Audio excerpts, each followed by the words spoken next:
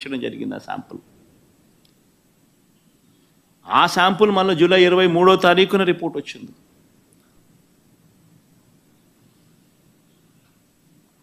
ఒకసారి ఆ July 6 July 12న వచ్చిన ఈ ట్యాంకర్లు ఏదైతే టెస్టులు తిరుపతిలో చేసిన టెస్టులు ఏదైతే ఫెయిల్ అయినాయో అవి ఏదైతే వెనక్కి పంపించారో, వెనక్కి పంపించడమే కాకుండా షోకాస్ నోటీస్ వాళ్ళకి ఇచ్చారో, ఆ జరిగిన సందర్భంలో జరిగిన ఒకసారి ఆ వీడియో క్లిప్పింగ్స్ ఒకసారి మళ్ళొక్కసారి గుర్తు చేస్తా ఉన్నా, ఒకసారి మళ్ళీ ప్లే చేస్తూ. ఇది జూలై 23వ తారీఖున సాక్షాత్ ఈవో మాట్లాడిన మాటలు. జూలై 23వ తారీఖున ప్లే చేయండి అమ్మా. ఒక ఇంపార్టెంట్ ఆస్పెక్ట్ ఏంటంటే టేస్ట్ అనేది మనకు తెలిసిందే, కానీ ఎరోమా అనేది మనకి కరెక్ట్ గా ఉందా లేదా, క్వాలిటీ లేకపోతే మేము మీద చర్యలు తీసుకుంటామని అందరి మేనేజ్మెంట్ వాళ్ళు వచ్చారు. ఒక్కొక్కరు మాట్లాడి చెప్పిన తర్వాత కొంతమంది ఇంప్రూవ్ చేశారు.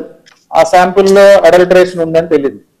అడల్టరేషన్ ఏం అడల్టరేషన్ ఉందంటే వెజిటబుల్ ఫ్యాట్స్ అంటే మనకి వనస్పతి అంటాం కదా, vegetable ghee or vanaspati or whatever, అది కలిసిందని తెలిసింది.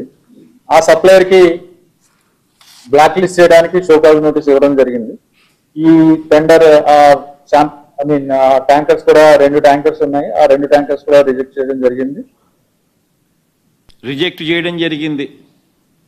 టెస్ట్ చేసినాము, రిజెక్ట్ చేయడం జరిగింది అని చెప్పి జూలై 23వ తారీఖునే, అంటే ఎన్డీడీబీ శాంపుల్స్ వచ్చిన తర్వాత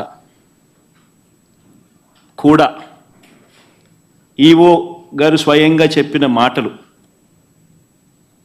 అంటే క్లియర్ కట్గా అర్థమవుతోంది. అసలు ఆ ట్యాంకర్లు వాడకంలోకి రాలేదు, అవి రిజెక్ట్ చేశారు, వెనక్కి పంపించేశారు అని చెప్పి క్లియర్ కట్గా చెప్తా ఉన్నారు.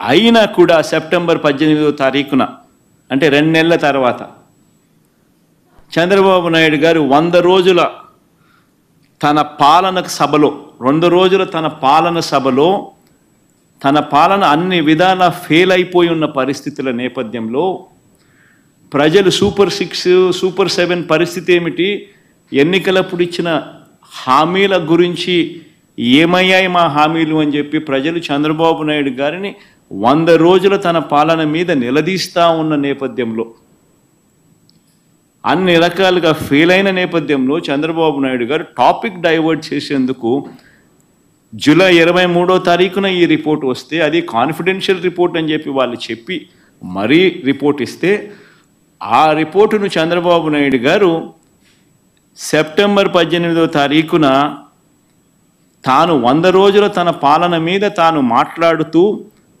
ఆ 100 రోజుల పాలన మీద తాను జరిపిన ఆ సభలో తాను మాట్లాడిన మాటలు ఒకసారి వినండి. దేవుని దగ్గర పెట్టే ప్రసాదం అపవిత్రం చేసే విధంగా ఓసారి బాధేస్తుంది. నాసి రకమైన ఇంగ్రీడియంట్సే కాకుండా ఎనిమల్ ఫ్యాట్ కూడా వాడారని,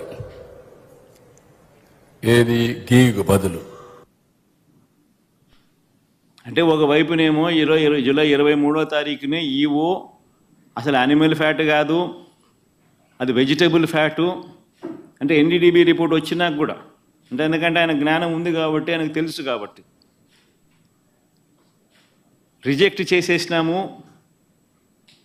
అని ఒకవైపున ఆయన చెప్తా ఉంటే, చంద్రబాబు నాయుడు గారు అన్నీ తెలిసి ఉండి 2 నెలల తర్వాత సెప్టెంబర్ 18వ తారీఖున ఆయన అడల్టరేటెడ్ ఘీ వచ్చింది, నాసి